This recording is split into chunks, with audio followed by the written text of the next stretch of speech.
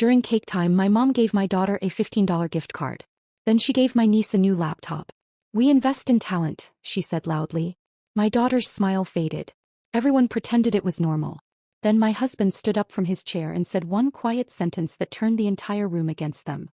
My daughter Maya turned 9 last Saturday, and I genuinely thought it would be the happiest day of her year. She'd been planning her birthday party for months, writing lists, drawing decorations, practicing her surprise face in the mirror. She wanted everyone there. Her grandparents, her cousins, her aunts and uncles. She wanted to feel celebrated. She wanted to feel loved. And I wanted that for her too more than anything. But I should have known better. I should have seen it coming the moment my mother called 2 weeks before the party and asked in that sweet but sharp voice of hers, "So, have you reconsidered helping us with the cruise?" Let me back up. A month ago my parents announced they were planning a family cruise. Just them, my sister Diane, her husband and their daughter Courtney. They wanted me to chip in $5,000 to help cover costs. $5,000. They said it was only fair, since we're all family. Never mind that my husband Troy and I have our own bills, our own savings goals, our own daughter to raise. Never mind that they have plenty of money in the bank. My dad's retired with a full pension and my mom still works part-time by choice, not necessity. But somehow I was supposed to fund their vacation. I said no. Politely. Firmly. And I could hear the silence on the other end of the phone, cold and hard as ice.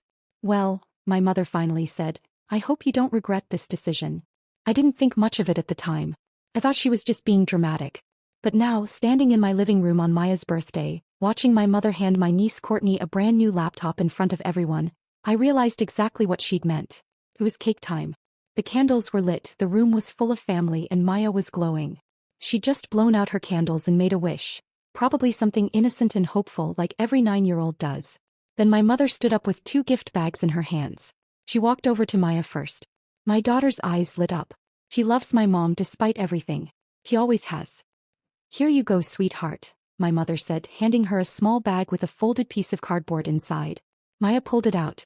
It was a $15 gift card to a craft store. "Oh," Maya said softly, trying to smile. "Thanks, Grandma." I felt my stomach twist, but I told myself to stay calm. Maybe there was something else. Maybe this was just part 1. But then my mother turned to Courtney, who was sitting smug and silent on the couch, and handed her a much larger bag. Courtney pulled out a sleek, expensive laptop. One of those new models that cost upwards of $1,000. The room went silent. "We invest in talent," my mother said loudly, looking around the room like she was delivering a sermon.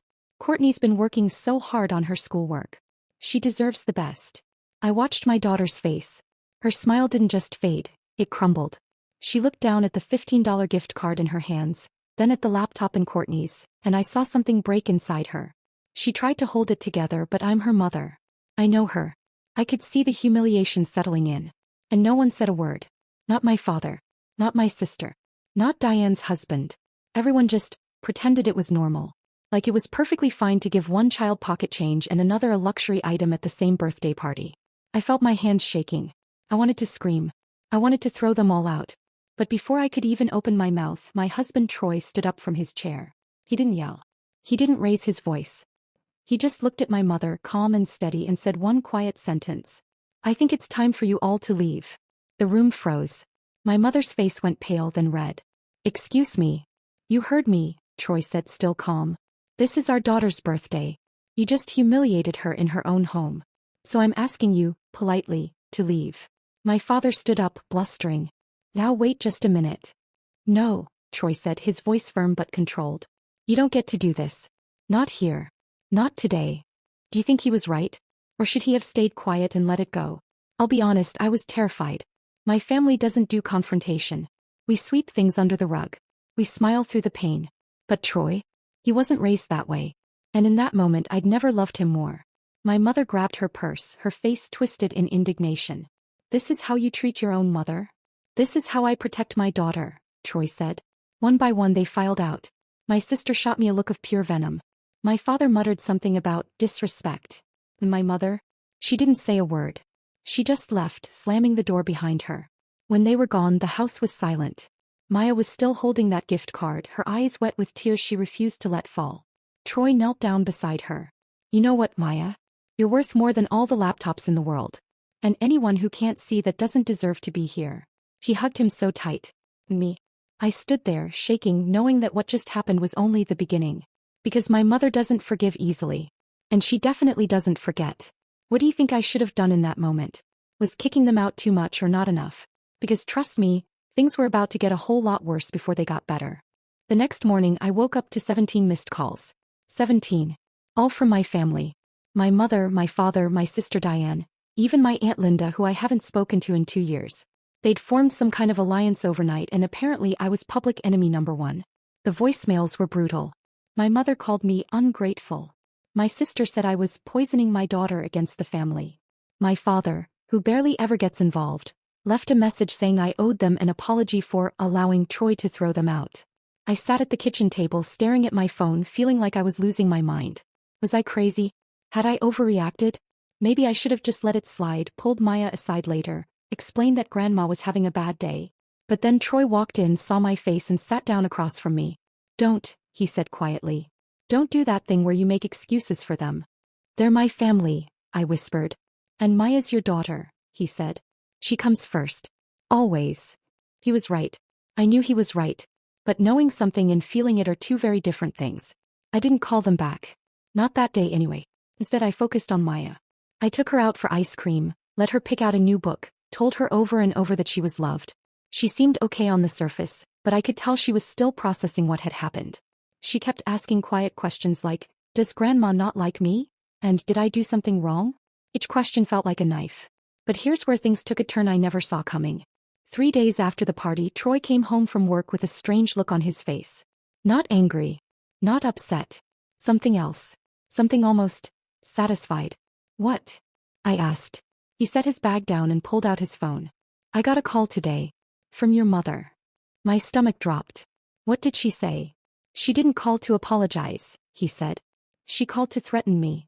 I blinked. What? She said if I ever disrespected her in her granddaughter's presence again, she'd make sure Maya knew exactly what kind of man I really am. He paused. Then she said she'd be looking into our finances to make sure we were fit parents. I felt the blood drain from my face. She said what? Troy nodded, his jaw tight. She's trying to intimidate me. She thinks I'll back down. Oh my God. I sat down hard. She's lost her mind. Maybe, Troy said.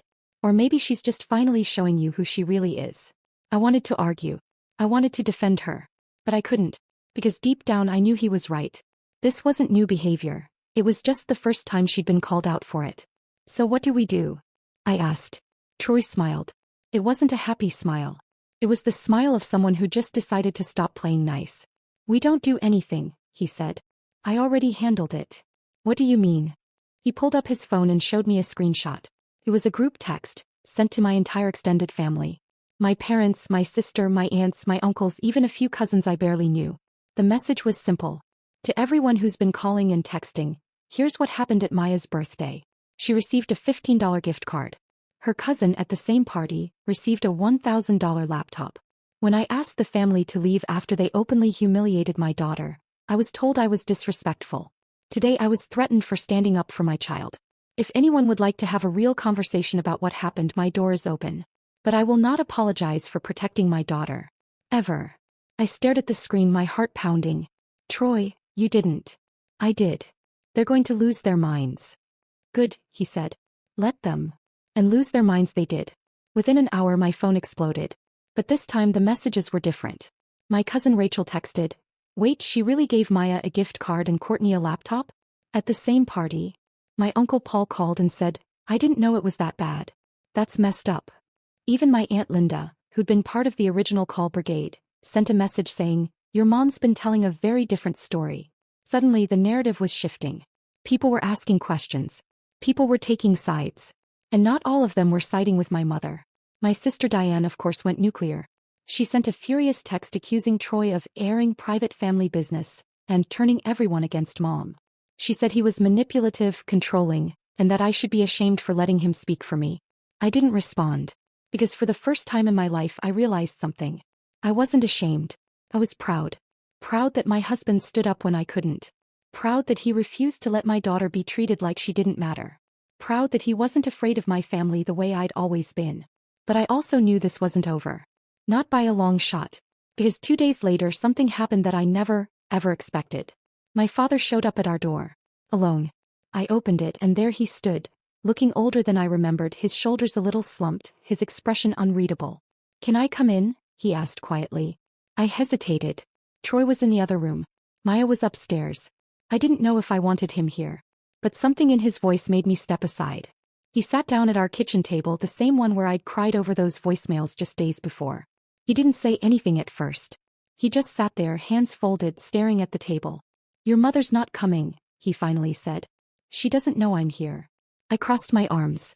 "Okay." He looked up at me and I saw something I wasn't prepared for. Regret. "I need to tell you something," he said. "And I need you to let me finish." Do you think I should have heard him out? Or told him to leave? Because what he said next changed everything. My father took a deep breath and looked me straight in the eye. "Your mother and I had a daughter before you," he said quietly.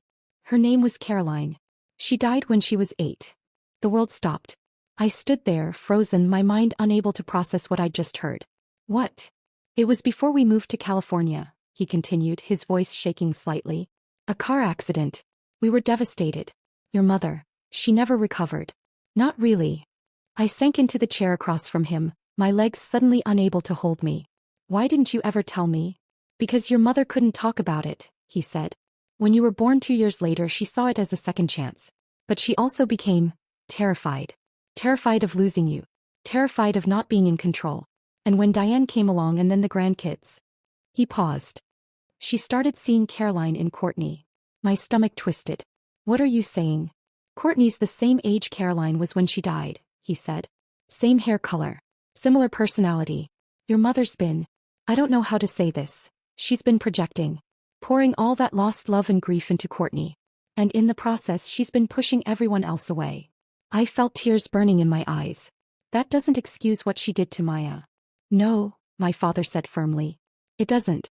What she did was cruel and wrong and there's no excuse for it. But I wanted you to understand why. Not to forgive her, just to understand." I wiped my eyes, trying to process this bombshell. Sister I never knew.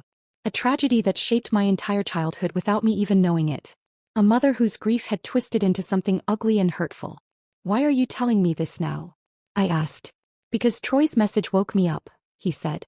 "I've been enabling your mother for decades. Letting her get away with things because I understood her pain. But when I saw what she did to Maya, when I saw your husband stand up for his daughter the way I should have been standing up for mine, I realized I've been failing you your whole life."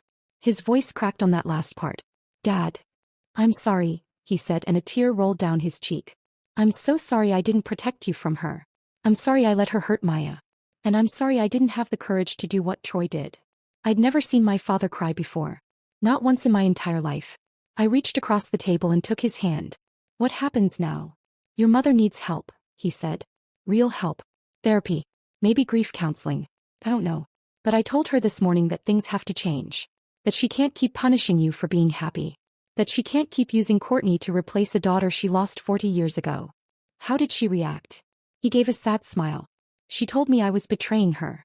Then she locked herself in the bedroom." We sat in silence for a moment. Then Troy walked into the kitchen. He must have been listening from the hallway. He looked at my father, his expression guarded but not hostile. My father stood up. "Troy, I owe you an apology. You did what I should have done years ago. You protected your family. And instead of backing you up, I stayed silent." He extended his hand. "Thank you for loving my daughter and granddaughter the way they deserve." Troy looked at the hand, then at me. I gave a small nod. He shook it. "I appreciate that, sir," Troy said. "But the person who really needs to hear this is upstairs." My father's face softened. Can I talk to Maya?" I hesitated. After everything that had happened, was it fair to bring my father back into Maya's life? Would it just confuse her more? But then I thought about what Troy had said. We invest in family. Real family. The kind that shows up. "I'll go get her," I said. When Maya came downstairs, she was cautious. She stood in the doorway, looking at her grandfather like she wasn't sure if she was in trouble. My father knelt down so he was at her level. "Maya," he said gently, "I need to tell you something. What happened at your birthday party was wrong. Very wrong. And I'm sorry I didn't stop it. You are a smart, talented, wonderful girl and you deserve to be celebrated. Not just on your birthday. Every single day." Maya's eyes widened slightly. "Your grandma made a mistake," he continued. "A big one. And I made a mistake by not speaking up. But your dad." He glanced at Troy. Your dad did exactly the right thing. He stood up for you. And I'm going to do better at that too. Really? Maya asked quietly. Really, my father said. In fact, I have something for you. He reached into his jacket and pulled out an envelope. Inside was a check made out to Maya for $1,000. This is for a new laptop, he said. Or art supplies. Or music lessons. Or whatever you want. Because you deserve to have your talents invested in too. Maya looked at me uncertain. I nodded. She took the envelope then surprised us all by hugging my father tightly. Thank you, Grandpa, she whispered. I watched my father hold his granddaughter, and I saw something in his face I hadn't seen in years. Peace. Over the next few weeks things slowly began to change. My mother didn't apologize. Not at first. But my father stood his ground. He told her that until she could treat Maya with the same love and respect she showed Courtney, she wouldn't be welcome in our home. And surprisingly he meant it. She started therapy. I don't know all the details, but my father told me she was finally confronting the grief she'd buried for decades. It was painful. It was messy. But it was necessary. My sister Diane called me about a month later. She was crying. Mom told me about Caroline, she said. I didn't know. I didn't know any of it. Neither did I said softly. I'm sorry, Diane said. I'm sorry for how I acted. I'm sorry for what Courtney got and Maya didn't. It wasn't fair. It was the first real apology I'd gotten from anyone on that side of the family. Thank you, I said. That means a lot. We talked for over an hour. Really talked. For the first time in years. 3 months after Maya's birthday, my mother finally came to visit. She was different, quieter, more thoughtful. She brought a gift for Maya. A beautiful art set with professional-grade supplies. I hear you've been taking art classes, my mother said carefully. Maya nodded, still a little guarded. I'd love to see some of your work sometime, my mother said. If you'd like to share it. It wasn't a grand gesture. It wasn't a tearful reunion. But it was a start. That evening after my parents left, Maya asked me, do you think Grandma's going to be nicer now? I thought about it. I think she's trying, I said. And that's what matters. Troy put his arm around me. Your dad did good, he said. And so did you. I didn't do anything, I said. You let me protect our daughter, he said. You didn't make excuses. You didn't back down. That took courage. Maybe he was right.